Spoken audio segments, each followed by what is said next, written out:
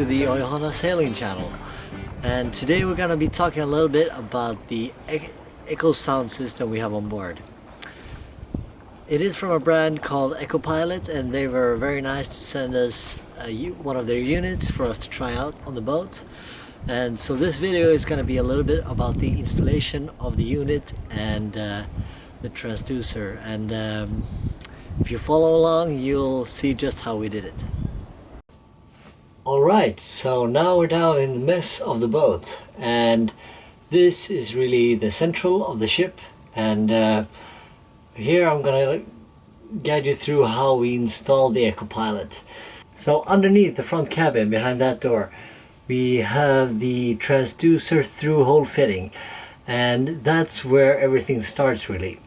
Once you've fit the transducer in the through-hole fitting, then the cable has to be fed all the way up to where you want to have the display, which is in the aft of the ship.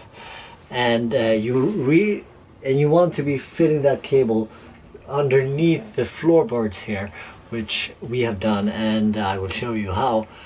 And it's a bit of a process, but you want to be doing it in an orderly fashion so that everything is secure, and so that the cable is not rubbing against anything and giving you mixed signal on the display. Alright, so in front of us here we have the forwardmost cabin, and underneath the floorboards here we can see the transducer through-hole fitting, which is right here. And you can see the cable coming out of it, and this one is the one that's being fed all the way to the display. As you can see here, the through-hole fitting is level with the sea, which is really important to get good measurements from the Echopilot. And you can see it's secure down here to make it watertight, and you screw this in. One of the more challenging parts of installing a unit like this is the through-hole fitting for the transducer. And when you install that, it's really important to make sure that it's level with the ocean, or as level as possible, to get good readings. Luckily for us, when we installed it, we already had a previous fitting from the same company, because we have been using Echopilot very successfully for 15 years on this vessel. So the old fitting could be used to put the new transducer in, and for that reason we could change the transducer without lifting the boat out of the water. If you are installing an Echopilot on your ship, it's really important to plan this out for when you lift the boat the next time, because that's when you're going to be drilling a new hole. When fitting a new through-hole fitting, make sure to take some time and see that it's 100% waterproof, and to use a lot of sealant when putting it in, so that there will be no leaks when you're putting the boat back in the water.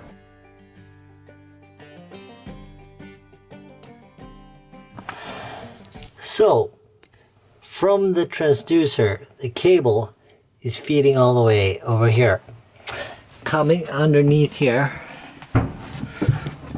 we've fed it coming this way. And this is where it can be good to be two people, because it can be a little bit tricky feeding the cable through. But it's coming along all the way here, and we fed it like this. This over the water tanks in the middle of the ship. Going aft, it's coming out over here, and it keeps going aft all the way back to the engine room, which is over here. And from the engine room, the cable is coming out right here. And here you want the cable to be as far away as possible from any moving parts. And we've fed it all the way up here, going along the roof here of the engine room, which is underneath the helm. And the cable is feeding up here up to where we check for the coolant for the ship, and it's feeding up here, coming out along with the other navigation cables feeding up to the helm all the way along here, and this is the through-hole fitting to the deck, and this is the cable coming out,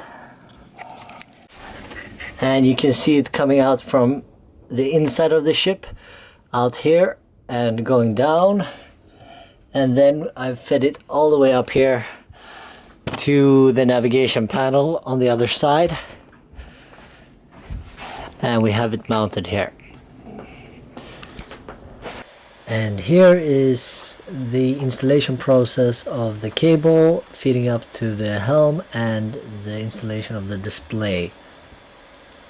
Alright, so now we've pulled all the cables through, and we're trying to seal up the hole here, so we had to make a little bit of an adjustment to make it fit and seal up the hole.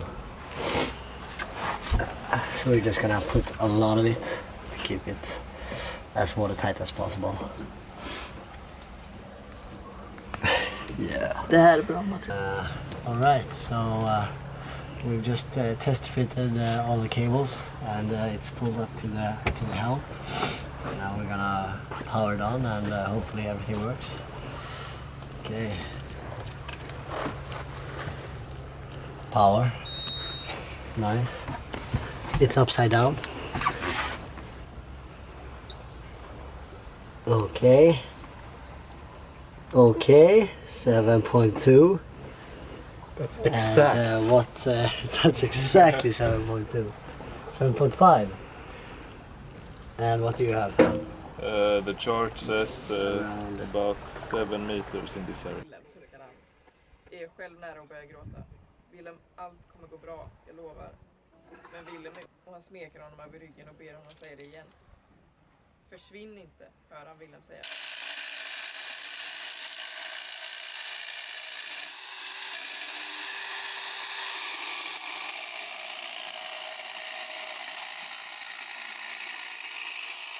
Right now we've cut out the hole for the new display, and I took some doing, used this one first with not so much success, and then this one really did the trick. So now we just try to file down to make it fit nicely. Yeah, so that's what's gonna happen.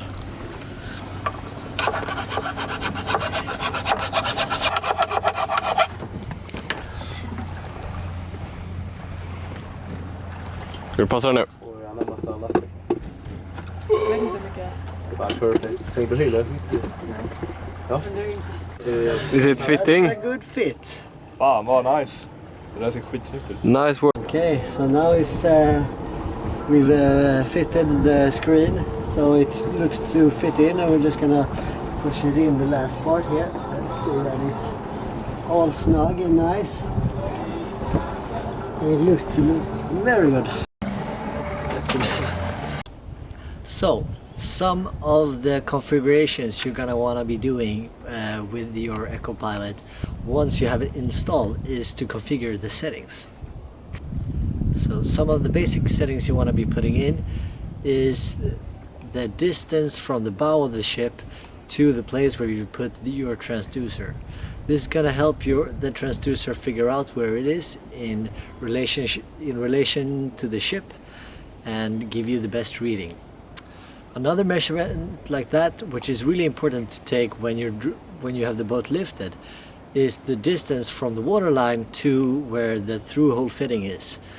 This measurement you're going to be putting into the display as well, for the display to know how deep the sensor is, and also so you can figure out how much of an offset you're going to be putting into the display.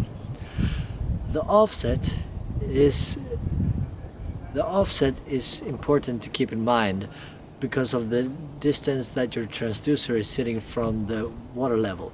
If you want your display to be displaying the depth from the waterline, then you're gonna be reducing the depth that your through-hole fitting is from the waterline of the ship. But if you want the display to be displaying the depth from below the keel, then you're gonna be adding the distance from the through-hole fitting down to the keel. This is important to keep in mind to get the right values showing on the display. So, once you have everything mounted and the cable fitted through, you can power on the display. And you do that by holding in the power button in the left corner. And here the depth sounder is hooked up and displaying the depth of the boat. We're now laying still, so you will only see the depth in front of the ship and underneath it up in the right hand corner. And for those of you watching and thinking this is a quite shallow depth, this is a very familiar harbor that we're laying in. So now you have the system installed and you're gonna want to be configuring it. The first thing you can do is press the menu button on the right hand corner to bring up the menu. You navigate through the menu by using the page button, the up and down, and the menu button. To scroll through the different menus, you use the page button. And to scroll up and down, you use the menu button.